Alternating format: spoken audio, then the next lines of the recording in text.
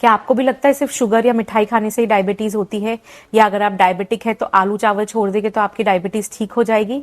If you think so, then do watch this video to clear your doubts.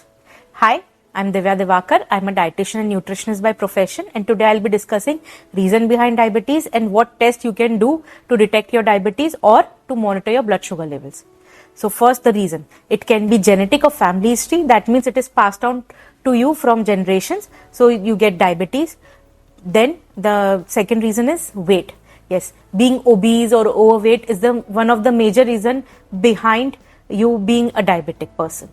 मतलब क्योंकि आपका जब wait ज्यादा रहता है तो विसरल फैट का भी अमाउंट आपके बॉडी में ज्यादा रहता है, जो कि आपके ऑर्गन्स जो रहते हैं उसका फंक्शनिंग को इम्पैक्ट करते हैं, उसके फंक्शनिंग को इफेक्ट करते हैं, and then you have various diseases like diabetes, because pancreas के ऊपर भी फैट लेयर आती है, अगर मैं सिंपल टर्म्स में समझाना चाहूँ, जिसके कारण भी इंसुलिन प्रोडक्शन आपका हिंडर हो सकता है.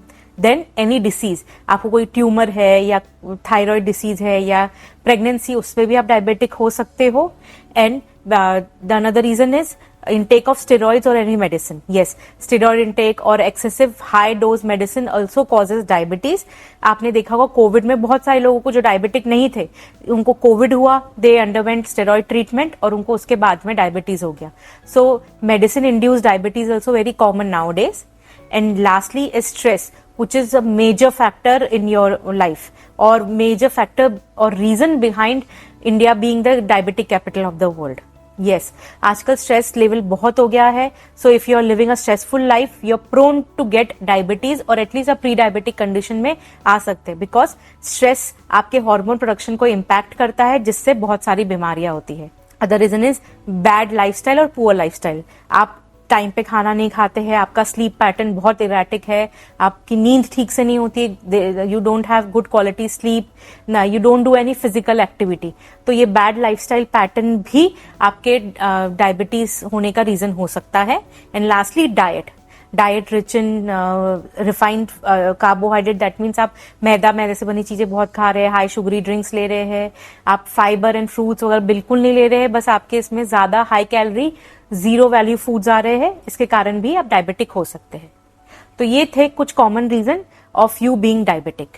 Now what are the test which you can do to find out if you are diabetic, या मॉनिटर कर सकते हैं आपकी ब्लड शुगर अगर आप डायबिटिक हो already. So first is fasting blood sugar levels, जो 10 to 12 आवर्स के गैप में होना चाहिए. अगर मॉर्निंग 6 o'clock आपको टेस्ट करना है तो 8 o'clock तक आपका डिनर हो जाना चाहिए. Then there is post meal blood sugar levels, that means खाने के 1.5 से 2 घंटे बाद आपको अपनी ब्लड शुगर टेस्ट करनी है. देन देर इज रैंडम, यानी दिन में कभी भी ले सकते हैं, उसकी वैल्यू अगर नॉर्मल से ज्यादा आती है then also you can be diabetic और in the pre diabetic stage.